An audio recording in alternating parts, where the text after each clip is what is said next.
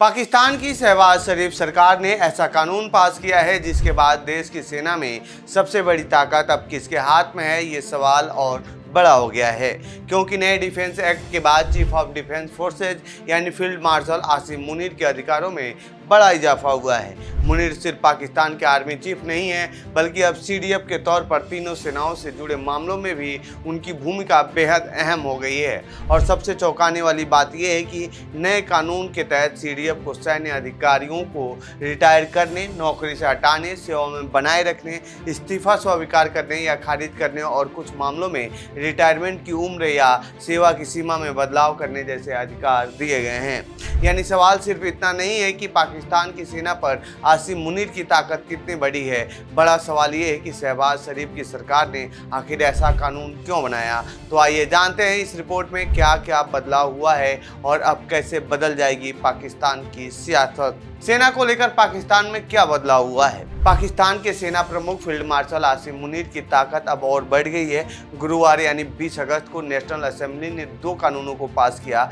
Defence forces act 2026 संशोधित national command authority act 2010 को मंजूरी दी। इन कानूनों के बाद चीफ ऑफ डिफेंस फोर्सेज यानी सीडीएफ के पद को पहले से ज़्यादा अधिकार मिल गए हैं। यह पद पिछले साल 27वें संविधान संशोधन के बाद बनाया गया था। नए कानून के मुताबिक सीडीएफ का काम 3 सेनाओं थल सेना, नौसेना और वायुसेना के बीच तालमेल बनाए रखना और ऐसे मामलों की निगरानी करना होगा जिनका असर देश की सुरक्षा और रणनीति के फैसलों पर पड़ता है। अब सेना में क्या क्या कर सकते हैं मुनीर के अलावा सीडीएफ के पास सैन्य अधिकारियों को रिटायर करने, नौकरी से हटाने, सेवा में बनाए रखने, इस्तीफा मंजूर या खारिज करने और कुछ मामलों में उनकी रिटायरमेंट की उम्र या सेवा की तय सीमा बढ़ाने का अधिकार भी होगा। हालांकि यह अधिकार पाकिस्तान के तीनों सेना अध्यक्षों पर लागू नहीं होगा। आर्मी चीफ, नेवी चीफ और एयर चीफ की नियुक्ति संविधान के अनुच्छेद 243 के तहत होती है। इनकी नियुक्ति प्रधानमंत्री की सलाह पर राष्ट्रपति करते हैं। यानी आसान शब्दों में कहें तो नए कानून के बाद आसिम मुनीर की तीनों सेनाओं के बीच समन्वय और सैन्य अधिकारियों से जुड़े फैसलों में भूमिका काफी बढ़ गई है। हालांकि इस कानून को लागू करने के लिए नियम केंद्र सरकार बनाएगी, लेकिन सीडीएफ यानी आसिम मुनीर इन नियमों को लागू कराने के लिए जरूरी आदेश और निर्देश जारी कर सकते हैं। इसके साथ नेशनल कमांड अथॉरिटी में भी बदलाव किया गया है। पुराने कानून में जहां joint chief of staff committee के चेयरमैन का जिक्र था, अब उसकी जगह army chief of defence forces यानी सीडीएफ का जिक्र किया गया है। क्योंकि पाकिस्तान के संविधान के मुताबिक सीडीएफ का पद आर्मी चीफ के पास ही होना जरूरी है।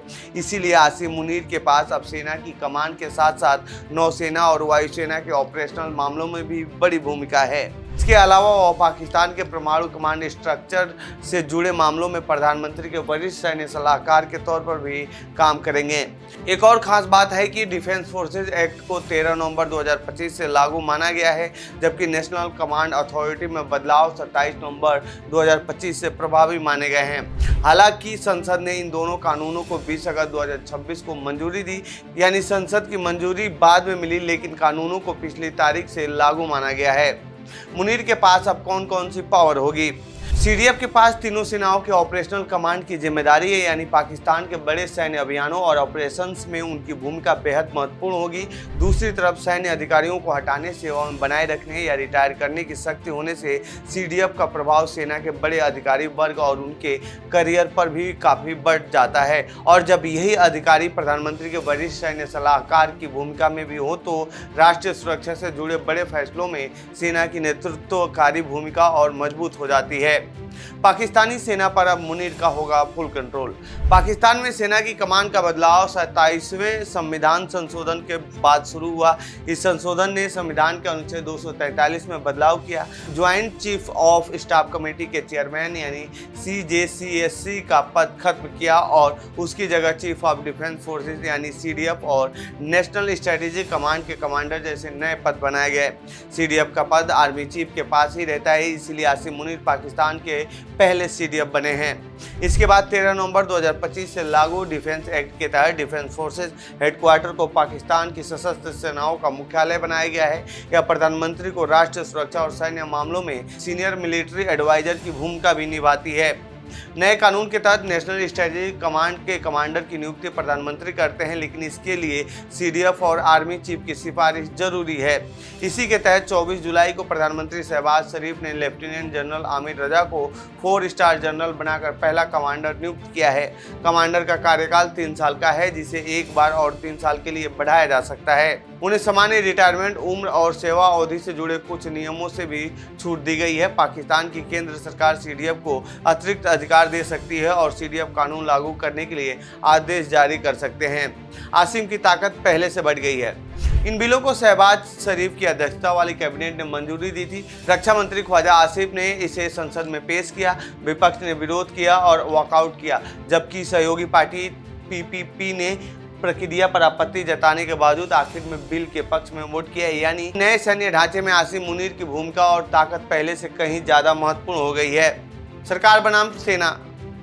प्रधानमंत्री शहबाज शरीफ के सरकार ने हालांकि इन विधेयकों को संसद से मंजूरी तो दे दी है, लेकिन व्यवहारिक रूप से इस कदम ने निर्णय लेने की प्रमुख शक्तियां पूरी तरह सेना के हाथ में सौंप दी हैं। सैन्य अफसरों की नियुक्ति, सेवा विस्तार और रिटायरमेंट जैसे मामलों में चीफ ऑफ डिफेंस फोर्सेज यानी सीडीएफ को एक तरफा अधिकार मिलने से रक्षा मंत्रालय और नागरिक प्रशासन की भूमिका केवल औपचारिकता तक सीमित हो सकती है। राजनीतिक और विदेश नीति से जुड़े संवेदनशील मामलों पर सेना के सीधे प्रभाव के कारण नागरिक नेतृत्व और सैन्य कमान के बीच प्राथमिकताओं को लेकर खींचतान बढ़ सकती है। यदि सरकार भविष्य में सेना के कुछ फैसलों से असहमति जताने का प्रयास करती है तो संवैधानिक अधिकारों के मामले में सीधे तौर पर टकराव की स्थिति उत्पन्न हो सकती है। ऐसे में आने वाले समय में शहबाज शरीफ की मुश्किलें भी बढ़ सकती हैं।